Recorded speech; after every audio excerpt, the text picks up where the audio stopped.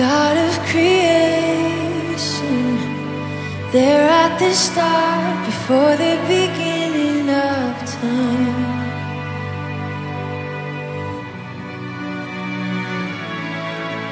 With no point of reference, you spoke to the dark and fleshed out the wonder of light.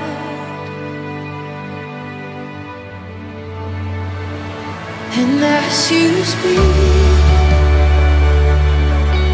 100 billion galaxies are born.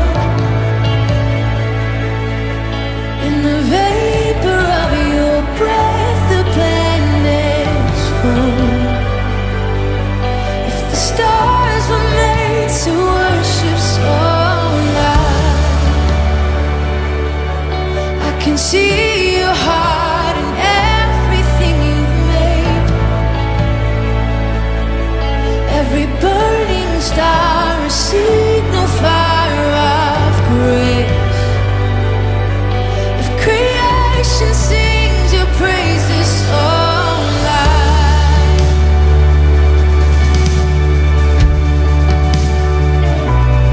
so loud.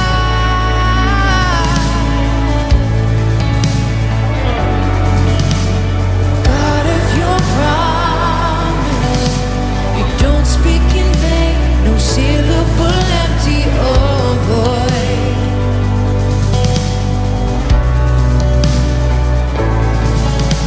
For once you have spoken, all nature and science follow the sound of your voice.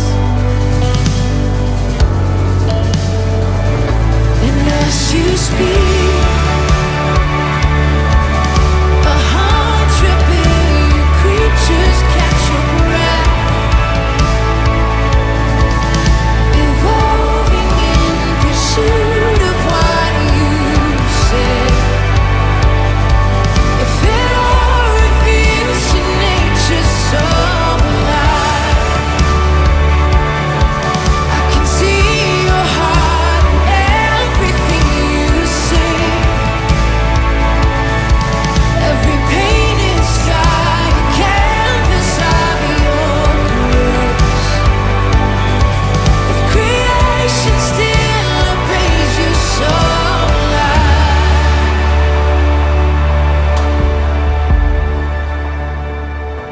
so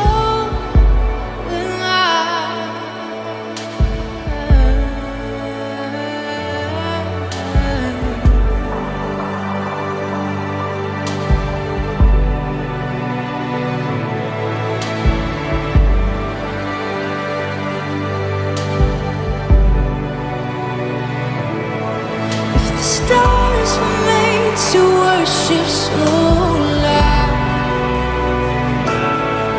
if the mountains bow in reverence so loud, if the oceans roar your brightness so loud, for if everything exists to lift you high, so alive. If the wind goes away, send it so alive. If the rocks cry out in silence, so alive. If the sound before our praise is still for shine, then we'll sing again 100 billion times.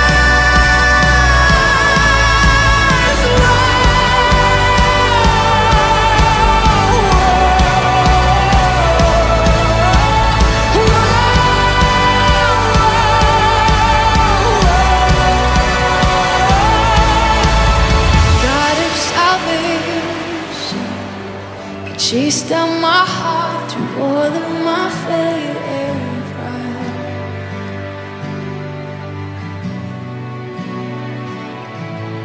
On the hill you created, the light of the world, abandoned in darkness to die.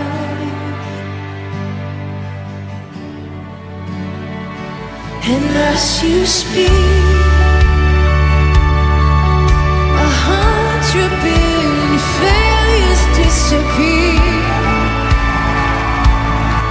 Well, you lost your life so I could find it here.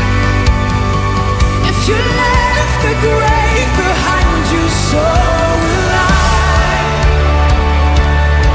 I can see your heart and everything you've done. Every part designed in a work of art, covered in love. If you gladly just surrender, so will I can see your heart in a billion different ways. Every precious one, a child you died to save. If you gave your life to love them, so will I.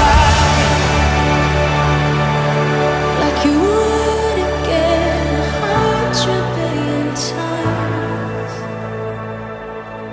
But one measure could amount to your desire. You're the one who never leaves the one behind.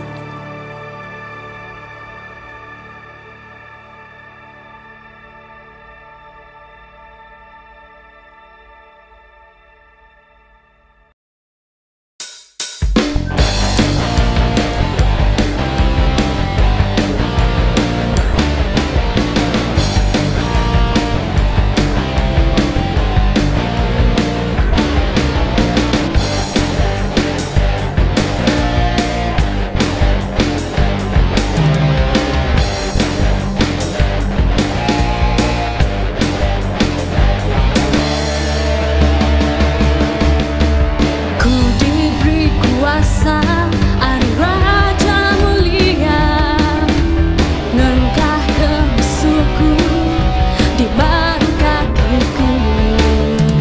Mengenal kuasa diberi raja mulia, Enti Tuhan setanah kau aku sapa ulir ngelaban. Ku diberi kuasa, ari raja mulia, ngangkah musuhku di bawah kakiku. Ku mengenal kuasa diberi raja mulia, Enti Tuhan setanah kau aku sapa ulir ngelaban. Enti Tuhan setanah kau aku sapa ulir ngelaban. Nakah pemasai kosana luar terapan hidupku. Ku berdiri ngap pengarap dalam Yesus Kristus Tuhan. Pesanuan aku menang, aku manjung jaga hati. Puji Tuhan, Tuhan Raja segala raja.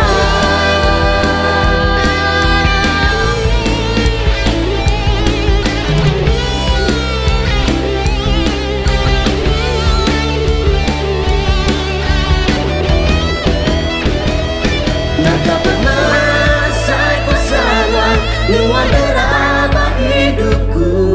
Ku berdiri dengan penyarap dalam Yesus Kristus Tuhan. Persanuan Yesusku menang, aku maju gada hati. Puji Tuhan, Tuhan Raja segala raja. Nakah pemasai kuasa luar terabah hidupku. Ku berdiri dengan pengarap dalam Yesus Kristus Tuhan. Persanuan masukku menang, aku maju gada hati. Puji Tuhan, Tuhan Raja segala raja.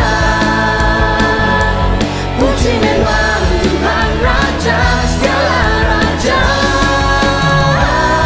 Puji Tuhan, Tuhan Raja segala raja.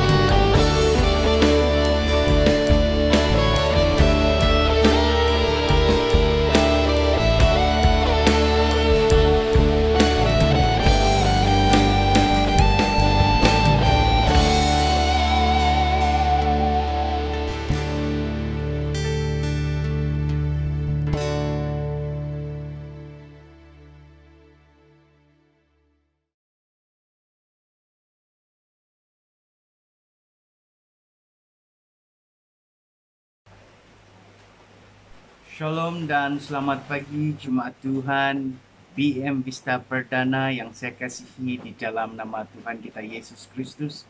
Kita bersyukur karena kita dapat bersama-sama pada pagi ini memuji dan menyembah Allah kita, dan sebentar lagi kita akan mendengar daripada sabda firman-Nya.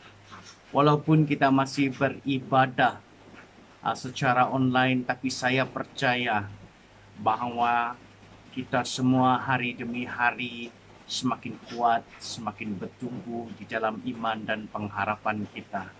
Namun sebelum kita mendengar daripada sabda firman Tuhan yang akan saya kongsikan pada pagi ini, mari saya mengajak kita semua untuk tunduk kepala dan berdoa, dan saya yang akan pimpin kita dalam doa. Mari kita berdoa.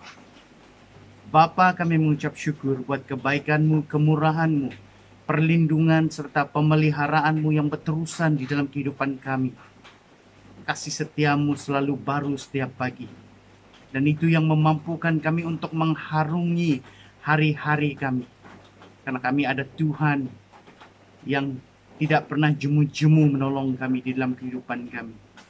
Terima kasih juga buat kekuatan dan kesempatan yang telah Engkau berikan pagi ini, di mana kami dapat memuji dan menyembah Engkau, dan sebentar lagi kami akan mendengar daripada sabda firman-Mu. Hamba berdoa, biar hikmat yang daripada Engkau sendiri, Roh-Mu yang akan memimpin, hamba-Mu yang akan berbicara, begitu juga jemaat-Mu yang mendengar. Biar lewat daripada sesi pemberitaan sabda firman-Mu ini, kami akan diperingatkan, diperteguhkan, pikiran kami akan diubah, dan iman kami akan diteguhkan di dalam Engkau.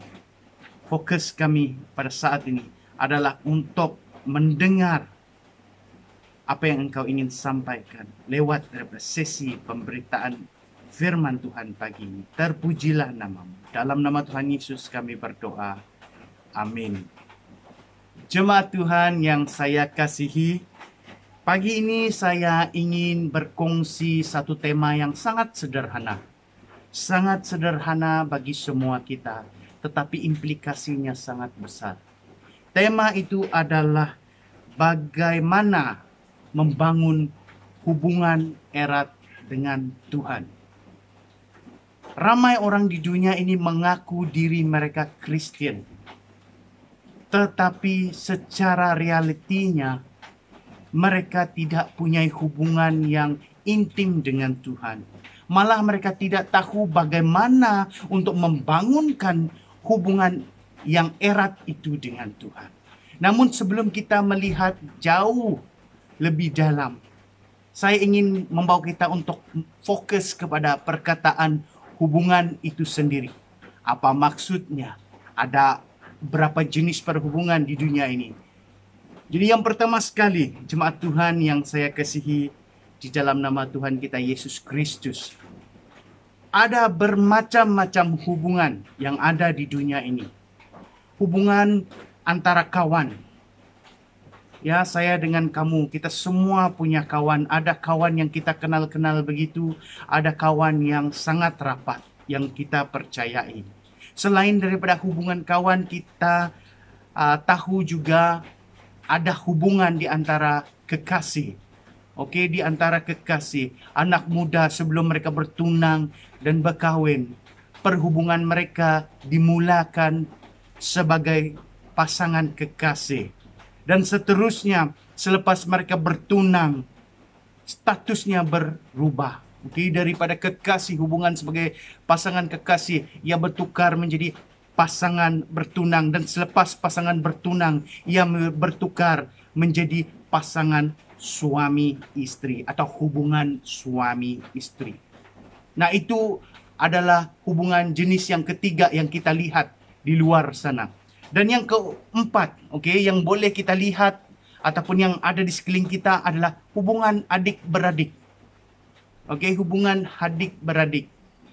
Saya percaya ramai daripada kita di sini punya adik-beradik, dan banyak yang boleh terjadi kan apabila kita punya adik-beradik. Tetapi itulah dia, kata orang dicincang bagaimanapun air itu tidak akan putus, itu menggambarkan sebuah kekeluargaan ataupun sebuah ikatan adik-beradik. Dan itu juga menjurus kepada perhubungan seterusnya, yaitu hubungan kekeluargaan. Oke, saya rasa semua kita yang sedang menonton ini sedang menonton bersama dengan keluarga kita. Kalau tidak kita menonton dengan keluarga kita, saya percaya kita semua setidak-tidaknya punya keluarga. Dan seterusnya, perhubungan dengan Tuhan. Ini adalah 6 jenis perhubungan yang boleh saya beri contoh yang ada di sekitar kita pada hari ini.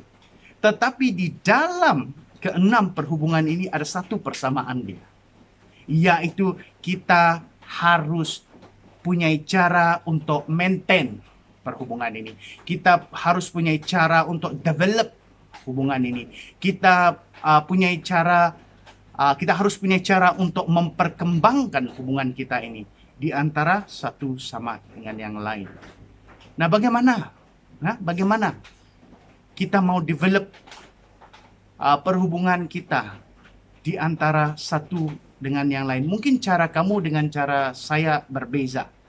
Oke, tetapi di dalam perhubungan kita dengan Tuhan ada satu hal yang sangat nyata.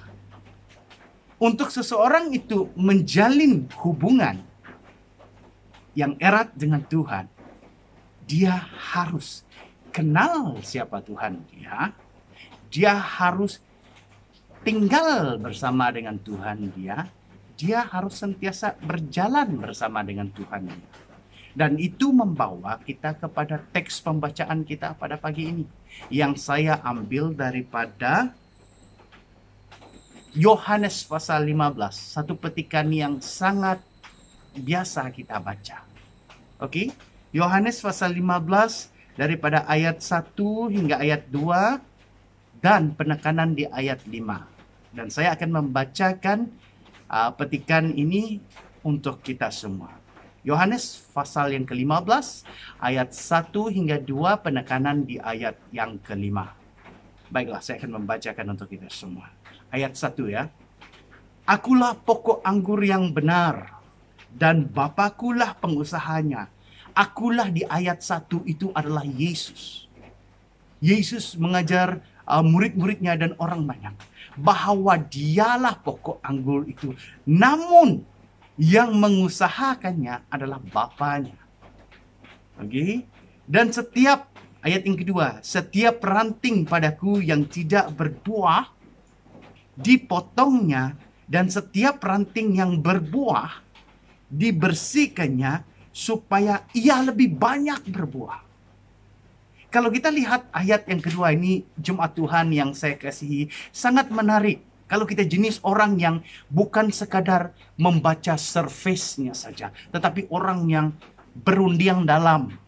Nanti kita membaca sesuatunya, kita keamat mengetahui maksud di sebalik ayatnya.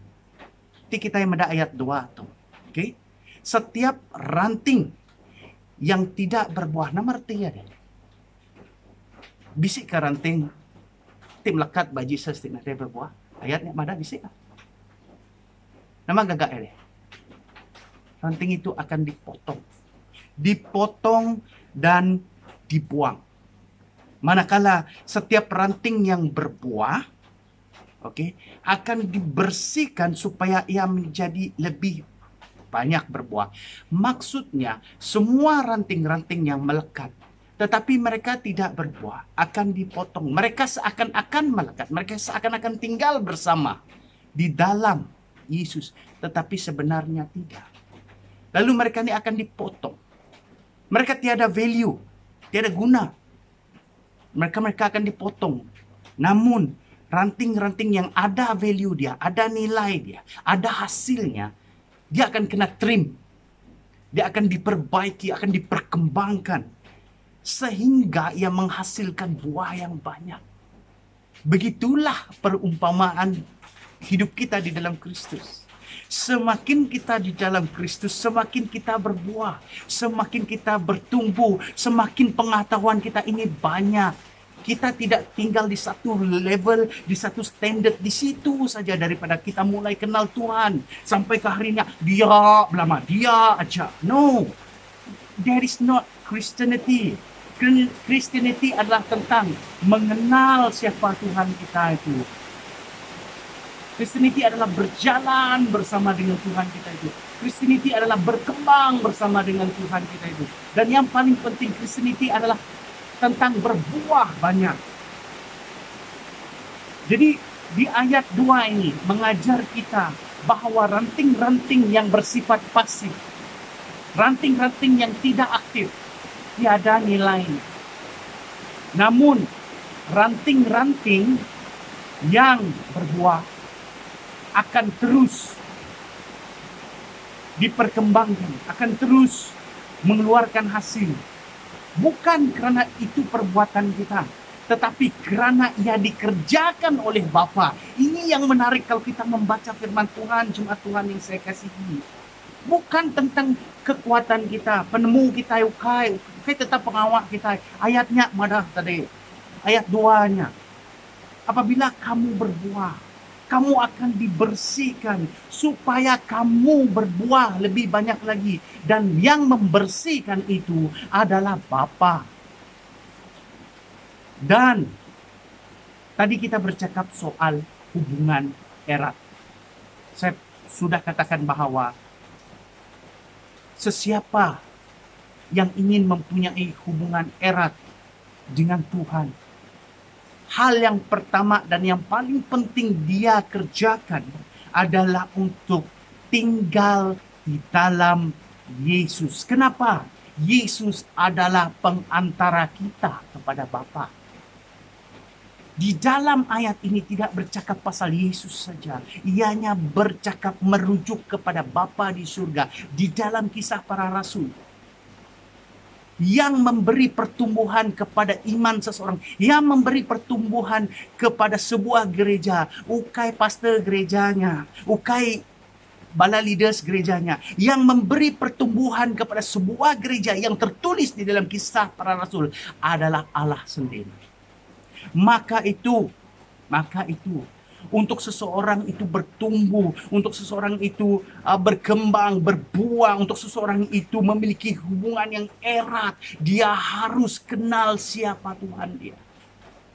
Nah, di sini aplikasinya atau persoalannya, bagaimana seseorang itu boleh memperkembangkan atau boleh mempunyai hubungan yang erat atau intim dengan Tuhan. Saya mengajak kita untuk merenungkan 5 perkara yang berikut. Yang pertama sekali, seseorang itu harus memiliki iman yang sejati. Untuk seseorang itu mengenal siapa Tuhan dia, dia harus punya iman yang sejati. Bahwa Yesus itulah adalah penebus, juru selamat, dan Tuhan di dalam kehidupan dia. Yesus itulah jalan, kebenaran, dan hidup. Tiada siapa yang datang kepada Bapa kalau bukan melalui Yesus. Dan apabila Anda mengenal Yesus, Anda akan punya iman yang kokoh, yang kuat. Dan itu akan membentuk, kata orang, satu trust, satu keyakinan bahwa ada Tuhan yang besar di dalam kehidupan Anda. Sebagai contoh, seorang anak akan percaya bapanya itu baik apabila bapanya itu menunjukkan pengorbanan kepadanya. Apabila bapanya itu memainkan peranan seorang bapa kepadanya, barulah anak itu akan mempercayai bapanya sepenuhnya. Dalam konteks kita mengenali Kristus, dia sudah datang ke dunia meninggalkan taktanya, yang tidak menganggap kesetaraannya dengan Allah sebagai sesuatu yang merugikan. Dia datang ke dunia untuk kamu dan saya, mati untuk dosa kamu dengan saya, disiksa untuk kamu dengan saya, akhirnya menyerahkan nafasnya untuk kamu dengan saya, supaya dosa-dosa kita dilupuskan, pelanggaran-pelanggaran kita diampuni, ikatan-ikatan yang ada diputus dan dipatahkan. Dan kemudian dia bangkit, mengalahkan maut, supaya kamu dengan saya beroleh keselamatan kekal. Apabila seorang Kristen ataupun orang yang mengaku diri adalah pengikut Yesus mengetahui apa yang telah Yesus lakukan baginya, secara otomatis dia akan punya rasa kagum, dia akan punya rasa sayang, dia akan punya rasa damai, mengetahui bahwa keselamatannya telah dibayar lunas oleh Kristus. Dan itu akan membangunkan perhubungannya secara pribadi dengan Kristus. Saya anak seorang reverend. Sebelum saya bertobat, orang bercakap tentang Yesus Kristus. Aku out. Lala di Yesus balik malah. Siapa ini? Orang Jews lah. Maik salib. Siapa orang, anu orang. Paku orang, mbak salib dian. Tegal siapa? Tegal komik. Tegal kita manusia. Itu respon saya sebelum saya betul-betul mendalami pengorbanan Yesus. Namun apabila saya bertobat, saya mula membaca firman Tuhan. Saya mula merenungkan apa yang telah Yesus lakukan kepada saya. Mengalir air mata. Karena saya ingat perbuatan Yesus yang telah menggantikan tempat saya di atas kayu salib.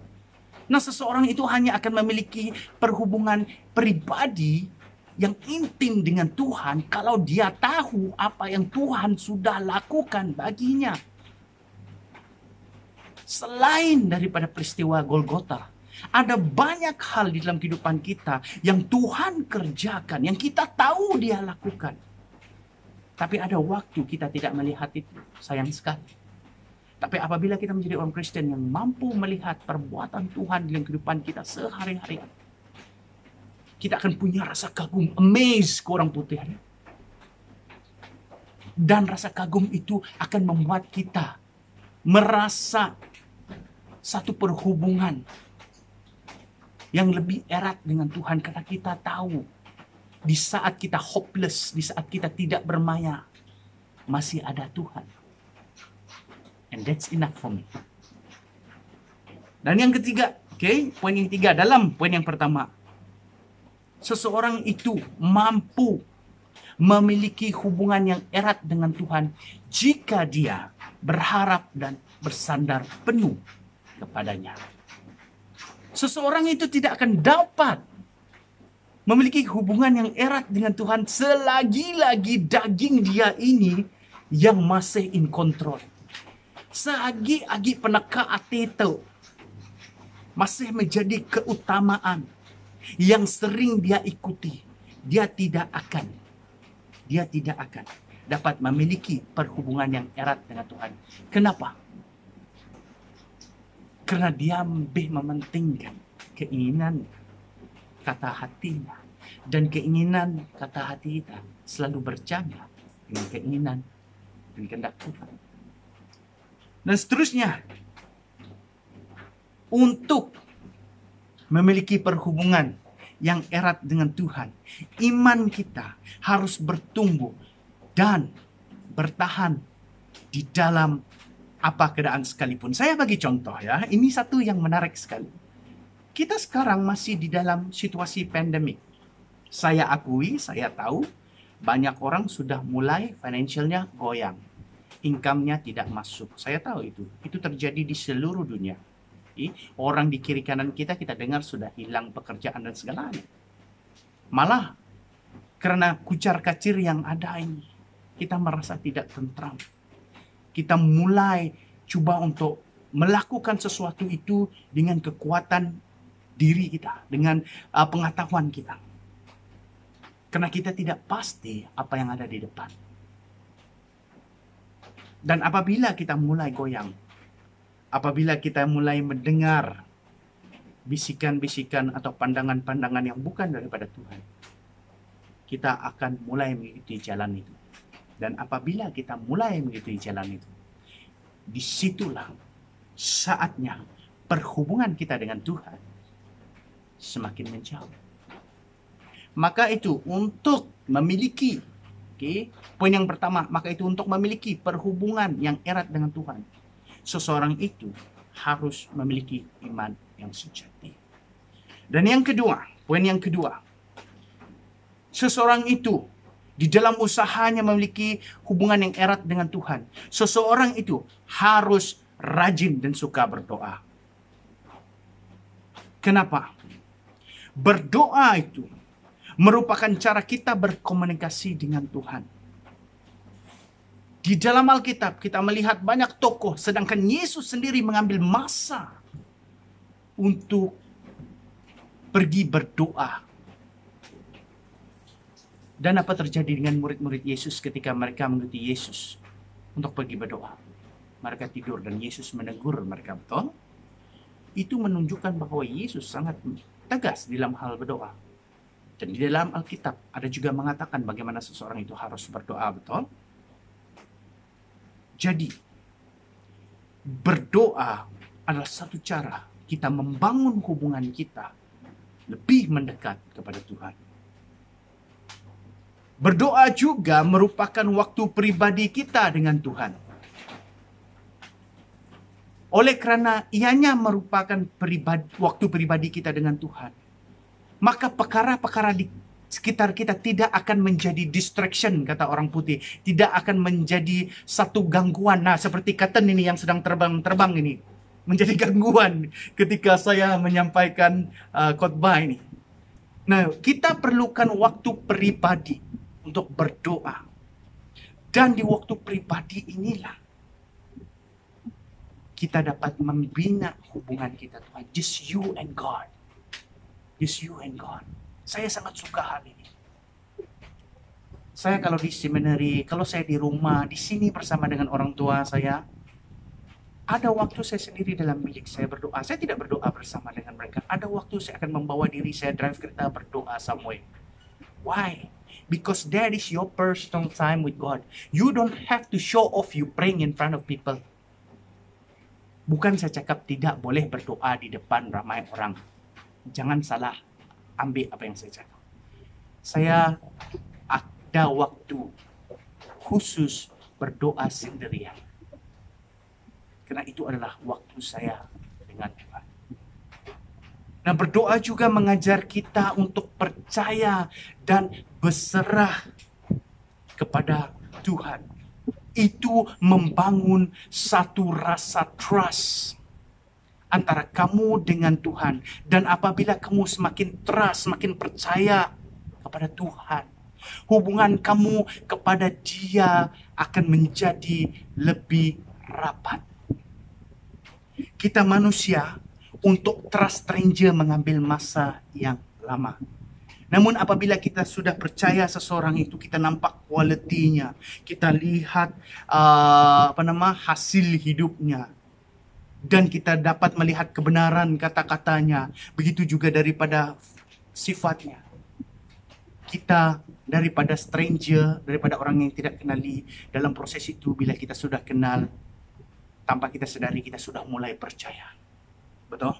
Apa saja yang dia lakukan, apa saja yang dia pinta, even kalau dia cakap dia membuat bisnis dengan kamu, kamu tidak akan teragak-agak untuk pergi bank, keluarkan duit, dan joint venture bersama dengan dia. Kenapa? Sebab kamu sudah percaya dan berserah kepada plan atau kata-kata teman kamu itu. Begitu juga konsepnya di dalam perhubungan kamu dengan Tuhan. Seseorang itu harus percaya dan berserah penuh kepada Dia, supaya hubungannya dengan Tuhan itu semakin erat. Mana mungkin Seseorang boleh punya perhubungan yang erat dengan sesiapapun kalau dia tidak punya kepercayaan penuh kepada orang itu. Make sense, right? Logik, betul? So, sama konsepnya dengan kita dan Tuhan. Dan seterusnya, berdoa supaya kita punya kekuatan untuk mengikuti perintah dan teladan Yesus. Berdoa juga adalah satu cara kita mempraktekkan apa yang Yesus sendiri buat kepada Allah. Maka itu apabila kita berdoa kepada Tuhan Yesus pada hari ini, itu akan membangkitkan, membangunkan rasa kebergantungan kita kepadanya. Banyak orang bertanya kepada saya, kalau Tuhan sudah tahu apa yang kita ingin katakan, kalau Tuhan sudah tahu apa yang kita perlukan, mengapa kita masih perlu berdoa kepadanya? Jawab saya dengan singkat. Berdoa juga menunjukkan kebergantungan kita kepada Tuhan. Macam seorang anak, apabila dia minta duit dengan mami dia, dia tahu mami dia akan minta. Dia tahu mami dia tahu dia tidak ada duit. Tetapi sebagai menunjukkan kebergantungan dia kepada ibunya, dia akan pergi, mami, saya tidak ada duit. Boleh kasih duit? You see, it is not about the money. It is about the child going to see the mother. Ianya bukan tentang duit. Ianya tentang seorang anak itu datang kepada ibunya untuk meminta.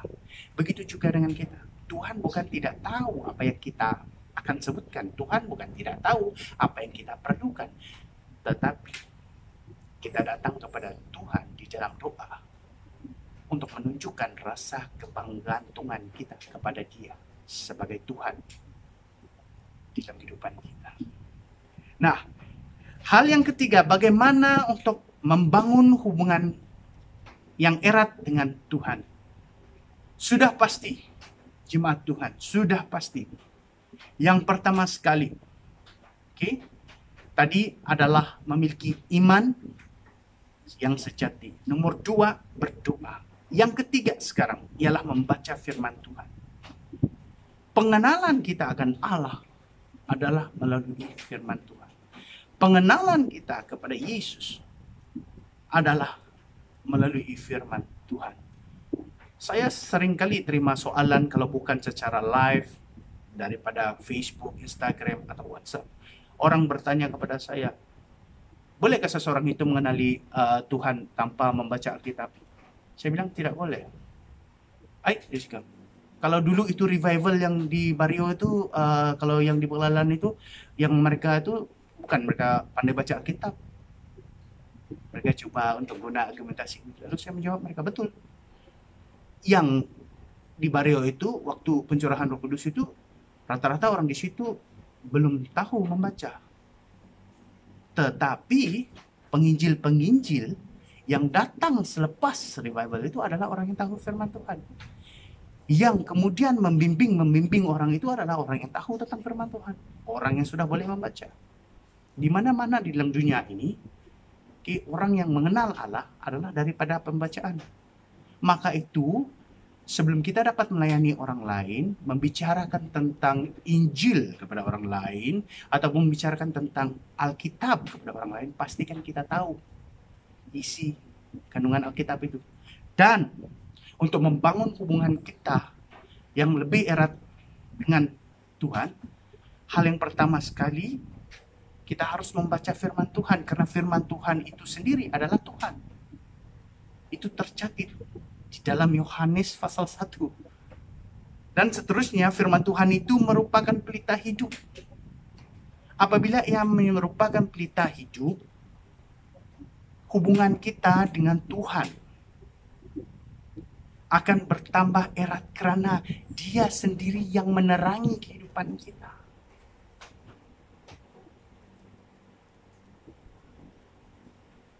Nah, hubungan kita dengan Tuhan akan bertambah erat juga. Karena firman Tuhan itu bertujuan untuk membentuk, menegur, memperteguhkan, dan mengajar kita. Itu ada tertulis di dalam 2 Timotius pasal 3. Apabila firman Tuhan bertujuan ataupun berfungsi untuk membentuk, menegur, memperteguhkan, dan mengajar kita, hubungan kita dengan Tuhan akan bertambah erat karena kita bergantung kepadanya. Ia seperti seorang murid dengan seorang cikgu. Apabila seorang cikgu ini membimbing, mementor, memperteguh, menegur, membentuk seorang murid itu, hubungan murid itu dengan mentornya itu, dengan cikgunya itu akan bertambah akrab dari hari ke hari. Kenapa? Karena si mentor akan memastikan muridnya ini di landasan yang betul. Dan muridnya ini tahu bahwa mentornya itu peduli akan dia. Sama case-nya di dalam kita membangun hubungan kita dengan Allah atau dengan Tuhan. Karena firman Tuhan itu bertujuan untuk membentuk, menegur, memperteguh, dan mengajar kita. Dan kita tahu firman Tuhan itu dari dia sendiri. Maka hubungan kita dengan Allah akan bertambah rapat. Dan apabila kita tahu firman Tuhan, kita akan menjauhi segala hal yang tidak menyenangkan, yang tidak berkenan di matanya.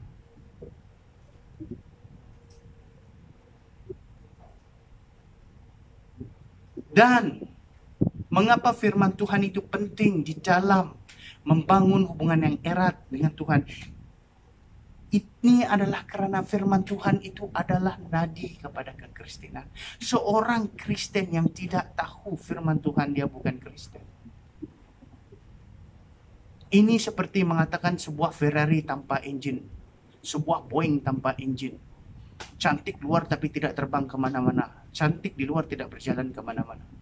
Seorang Kristen yang sejati akan merindukan firman Tuhan, akan mendengar, membaca firman Tuhan, dan yang paling penting akan melakukan firman Tuhan. Dan akibat atau kesan daripada dia melakukan, mengerjakan firman Tuhan, hubungannya dengan Tuhan semakin dekat. Karena dia tidak terpesong, tidak terarah ke tempat yang sia-sia. Nah, hal yang keempat, bagaimana untuk membangun perhubungan kita yang erat dengan Tuhan. Hal yang keempat adalah menghadiri pertemuan ibadah. Kenapa? Karena Tuhan berkenan dengan orang yang suka beribadah. Tuhan suka orang yang mengambil masa untuk beribadah. Tuhan suka akan persekutuan orang-orang percaya. Kenapa? Atau apa arti eklesia? Atau dalam terjemahannya hari ini gereja. Eklesia itu dari bahasa Yunani atau Greek. Maksud eklesia, gereja itu adalah call to worship, datang untuk menyembah. Gereja itu bukan satu bangunan kalau dalam konteks asal. Eklesia atau gereja, maksudnya it is a call to worship, satu panggilan untuk orang percaya datang berdoa, beribadah, menyembah, memuji Tuhan, berkongsi sabda firman Tuhan. Maka itu saya katakan untuk membangunkan hubungan yang erat dengan Tuhan adalah untuk selalu beribadah bersama. Karena Tuhan suka orang yang begitu. Mengapa kita perlu menghadiri pertemuan ibadah? Karena ianya akan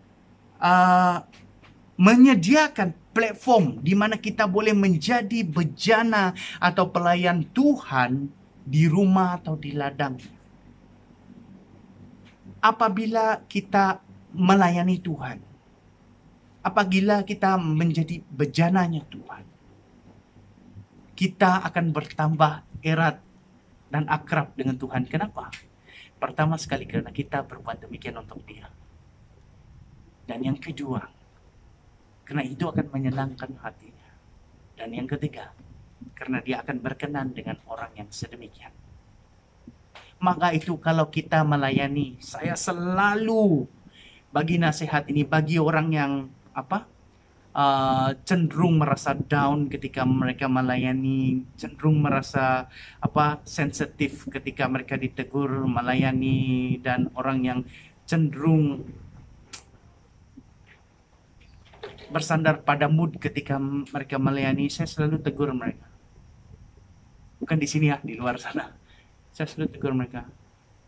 Whenever you feel like that, setiap kali kamu merasakan begitu, ingat siapa yang kamu layani. Oke, ingat siapa yang kamu layani. Memang kita melayani manusia, tapi siapa yang kita layani sebenarnya? Jadi apabila kita memberi jawaban Tuhan yang kita layani, why complain? Nah, di dalam pelayanan, apabila kita melakukan kehendak Tuhan, itu akan membangunkan hubungan kita yang lebih rapat kepada Tuhan. Kenapa? Karena di dalam pelayanan, seseorang itu perlu bersandar kepada Tuhan. Dan apabila dia bersandar kepada Tuhan, hubungannya dengan Tuhan akan bertambah erat dan intim. Jangan melayani dengan kekuatan sendiri. Kamu akan burn out. Tetapi layanilah dengan kekuatan yang daripada Tuhan. Dan sudah pasti seseorang itu perlu hubungan yang sangat erat dengan Tuhan untuk membolehkan dia terus teguh melayani, terus kokoh melayani, dan terus bersemangat melayani.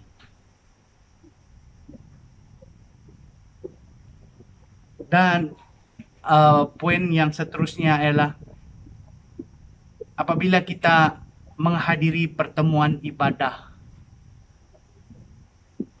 kita akan bersama-sama menanam, menyiram, dan bertumbuh serta berbuah. Dan yang melakukan hal itu adalah Bapa seperti yang saya katakan tadi. Nah, itu apabila kita sudah punya perhubungan dengan Tuhan, kita akan nampak pertumbuhan itu from time to time. Orang selalu tanya kan, Brother Billy, Pastor Billy, kenapa kamu selalu flashback atau tengok ke belakang? Tidak bagus tengok ke belakang, betul. Ada betulnya statement itu. Apa yang sudah berlalu, berlalulah. Tetapi kita jangan lupa, Paulus pun berbuat demikian. Apabila kita melihat ke belakang, bukan bermaksud kita rindukan apa yang kita sudah buat di belakang.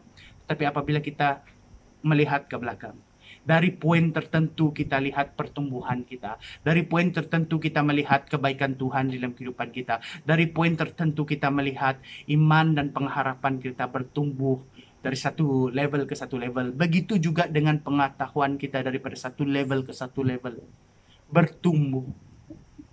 Itu akan membuatkan kita sadar bahwa betapa rapatnya kita dengan Tuhan. Betapa intimnya kita dengan Tuhan. Dan poin yang kelima, untuk memiliki kehidupan yang untuk memiliki hubungan yang erat dengan Tuhan, seseorang itu harus hidup kudus. Tiada kompromi. Kenapa? Allah membenci dosa. Tuhan membenci dosa. Maka itu dosa itu harus dijauhi. Seseorang itu juga harus hidup taat dan setia dengan perintah Tuhan. Seseorang itu mesti mengutamakan Tuhan di dalam segala hal. Tidak boleh dalam hal ini dirinya lebih besar, lebih utama, kemudian dalam hal itu baru Tuhan punya bahagian. Seorang Kristen sejati tidak boleh hidup atau berpikiran demikian. Dan seorang Kristen sejati itu juga harus memikirkan perkara-perkara yang di atas. Apabila seseorang itu memikirkan perkara-perkara di atas, Pikirannya adalah untuk menyenangkan hati Tuhan. Dan apabila Anda menyenangkan hati Tuhan, itu akan membangunkan hubungan yang lebih erat dengan Dia. So ini adalah 5 poin bagaimana untuk membangun hubungan yang erat dengan Tuhan. Nah, saya ingin berkongsi tentang seorang pribadi atau tokoh, yaitu Nabi Henokh. Dia dikenali di dalam perjanjian lama sebagai seorang yang mempunyai hubungan yang intim dengan Allah. Dia setia berjalan bersama dengan Allah. Nah, dia tidak dipengaruhi oleh keadaan sekeliling. Sebelum banjir itu datang, Henokh dapat kamu cari di dalam kitab Kejadian. Sebelum banjir itu datang, gaya hidup orang di sekitar itu sangat-sangat tidak bermoral, sangat-sangat tidak berkenan di hadapan Allah. Namun Henokh tidak menjadi seperti mereka. Dia berjalan bersama dengan Allah. Dia memiliki hubungan yang intim dengan Allah. Itulah yang seperti saya katakan tadi. Apabila kita sudah memiliki hubungan yang intim atau erat dengan Allah, apabila kita sudah berjalan bersama dengan Allah atau berjalan dengan Tuhan, kita tidak lagi mau jadi seperti orang yang di sekitar kita. Aram giang. Setien, 2 tian, 3 tian. Tahu meh, ada orang anu. Meh amat minyak, aram. Tapi bilang diri Kristen. Nabi Henokh dia tidak terpengaruhi dengan semua itu. Walaupun di kiri kanan dia orang berpesta pora. Dia tidak menjadi seperti mereka. Kenapa? Karena dia punya hubungan yang erat dengan Allah. Karena dia pernah berjalan dan akan terus berjalan dengan Allah. Dan apa yang terjadi? Karena dia mempunyai hubungan yang erat dengan Allah. Dia adalah salah satu daripada tokoh yang di dalam Alkitab tidak mati. Namun diangkat Allah. Kenapa? Kalau kamu menyenangkan bapak kamu, atau kamu menyenangkan ibu kamu, apa kamu pinta dia kasih, betul? Segala kebajikan kamu, segala keperluan kamu dia jaga, betul? Sama juga dengan case-nya dengan Allah.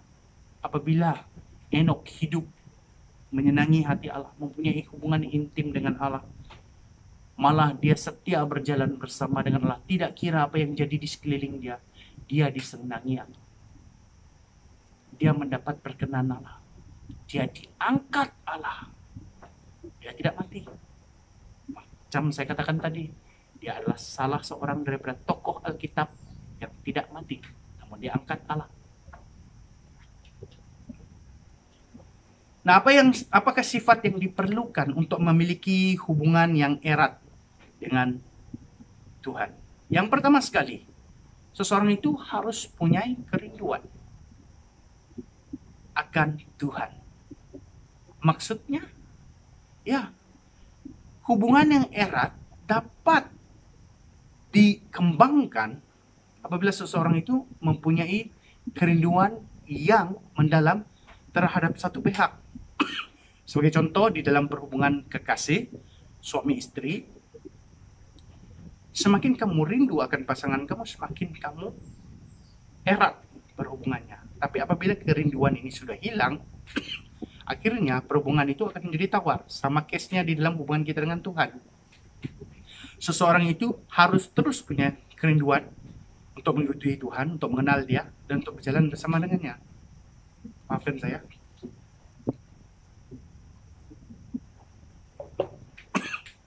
Dan seterusnya, seseorang itu perlu punya ketaatan.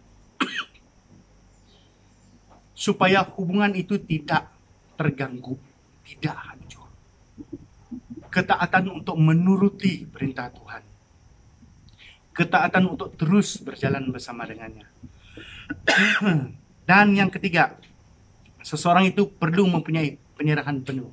Maksudnya, apabila seseorang ini belum mempunyai penyerahan penuh, pikirannya, hatinya masih ingin mengerjakan hal-hal yang tidak berkenan. Tetapi apabila seseorang ini mempunyai penyerahan penuh kepada Tuhan, hidupnya hanya tertumpu untuk menyenangkan hati Tuhan, untuk memiliki hubungan yang semakin intim, semakin rapat dengan Tuhan. Nah, aplikasi daripada sabda firman Tuhan kita pada pagi ini. Setelah percaya kepada Yesus adalah menjadi tanggung jawab kita untuk memiliki hubungan yang erat dengannya. Perhubungan kita dengan Tuhan harus dipupuk.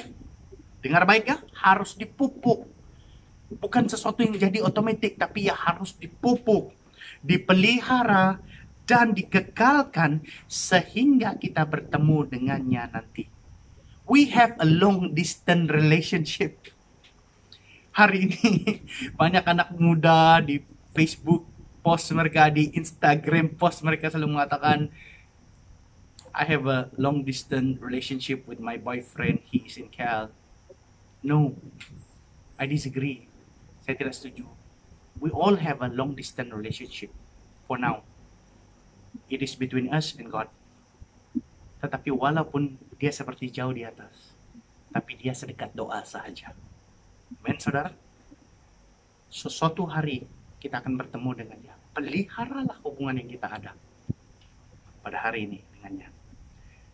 Dan yang terakhir sekali, sebelum saya menutup khotbah yang sedikit panjang pada pagi ini, saya ingin peringatkan kita. Minta maaf, quote seterusnya di dalam bahasa Inggris, tapi saya translate ke bahasa Iban. Saya ingin peringatkan kita semua, jemaat PM Vista Perdana pagi ini, ataupun sesiapa saja yang sedang menonton, tidak kira dari gereja mana, tidak kira dari mana kamu menonton, saya ingin tinggalkan message ini untuk setiap kita. Ingatlah, if you walk with God, you will never walk alone. Saya gantikan dalam bahasa Iban. Enti nuan berjalai ngau Tuhan, nuan hendak berjalai ke diri. Kalau kita berjalan bersama dengan Tuhan, kita tidak berjalan sendiri. Dan apabila saya simpulkan message ini kepada satu ayat, Immanuel, Tuhan beserta kita.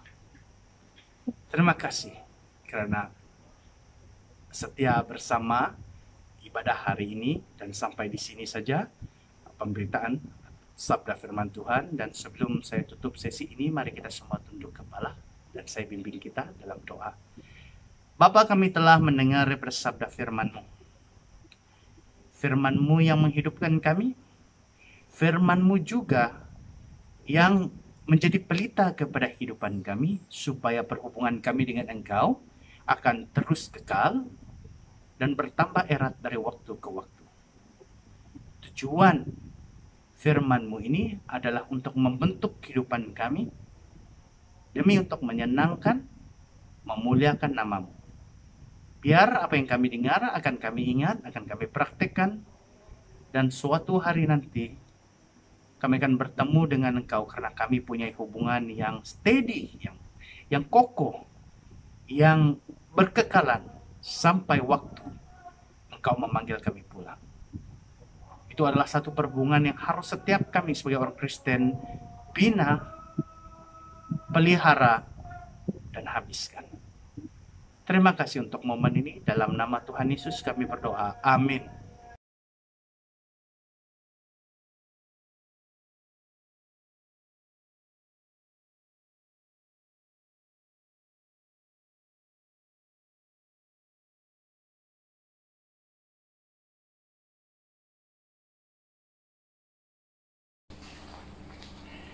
Nangkan kejaku Tuhan tidak didengar kita dekat nyambut pemakai pemati tinggal Tuhan tak kita alam kita belak dia kati ngeruli yang kita dimua Tuhan. Kita bersampi dulu. Terima kasih Tuhan 8 pagi itu kami semua oleh bergulai nyambut pemakai pemati tinggal Tuhan. Terima kasih 8 kita selalu ingat ke kami pengawak sudah bekerja nuan atas keregang. Batas keregang nuan diperintah lalu mati ngambil hidup ke kami manusia ke dosa. Tubuh nuan sebagai roti kita pecah ngambil penyelamat ke kami. Darah nuan sebagai air langsung ke tubuh nuan ngampun lalu dosa kami manusia. Kami berterima kasih ke nuan. pagi itu. Dalam nama Tuhan Yesus kami sudah sampai. Amin. Baca Buku Kudus mulai diambil aku ayat 1 Peter bagi 2 ayat 24 dengan ayat 25. 1 Peter bagi 2 ayat 24 dengan ayat 25.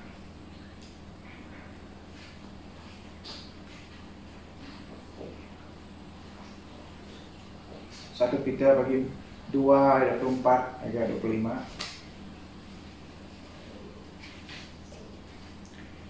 Dia udah mati, yang Jesus udah mati.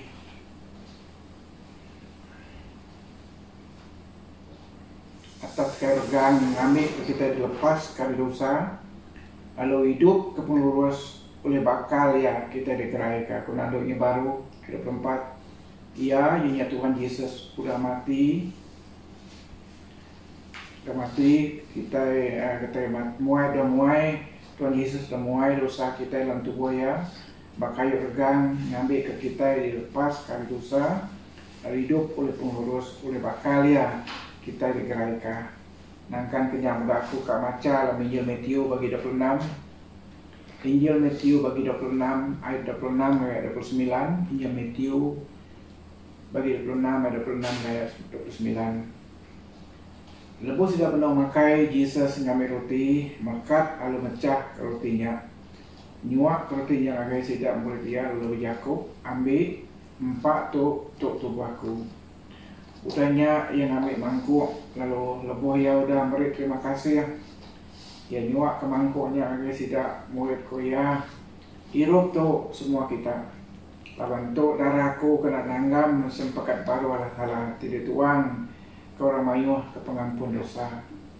Ya ayat yang Buku Kudus kena baca aku dikena jadi pelasar ke kita yang nyambut pemakai pemati pengingat Tuhan kepada itu.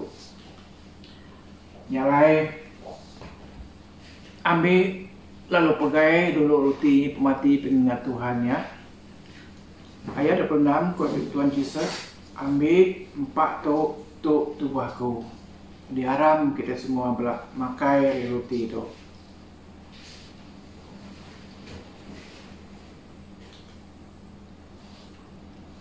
Angkan kenya ambil lalu pegai dulu air pengingat pemati Tuhannya.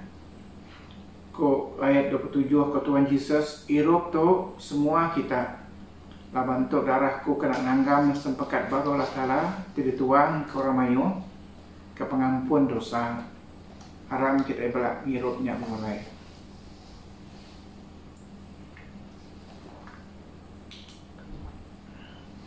Nah kat tu aja pengawak kita nyambut pemakai pemalati pengingat Tuhan ke sekali tu nyalai kena nutup kumpul kita. Aku dah kemai kita bersampai penutup. Jadi pejam ke mata kita. Apa Allah Ta'ala di surga kami berterima kasih mayuh kenuan lawan pagi tu kami udah ingat kerja nuan lalu megak udah ngambil bagi dalam pemakai pemati pengingat nuan kepada itu. Kami muji nuan Tuhan lawan kami nak puas nak rejuk mengingat ke pemati nuan dari sekarang 2000 tahun sudah. Hari pemati nuannya kami kira penuh selamat nuan. Hai Tuhan pagi itu berterima kasih mayuh nuan.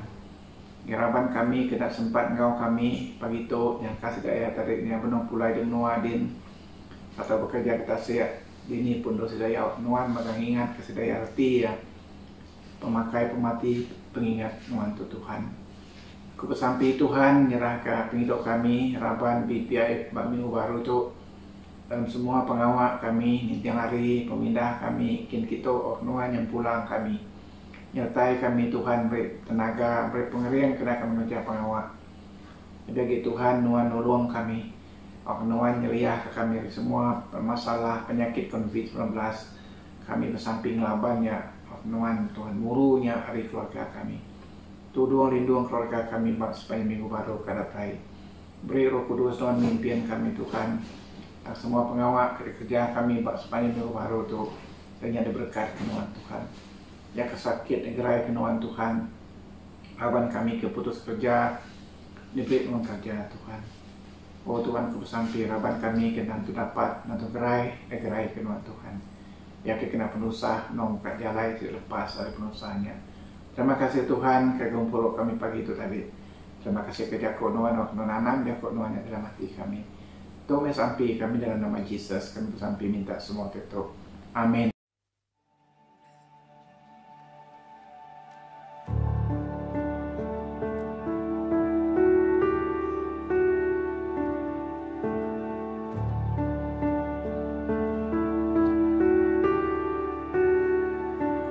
In the darkness we were waiting, without hope, without light, till from heaven you came running. There was mercy in your eyes, to fulfill the law and prophets. To a virgin came the word, from a throne of endless glory.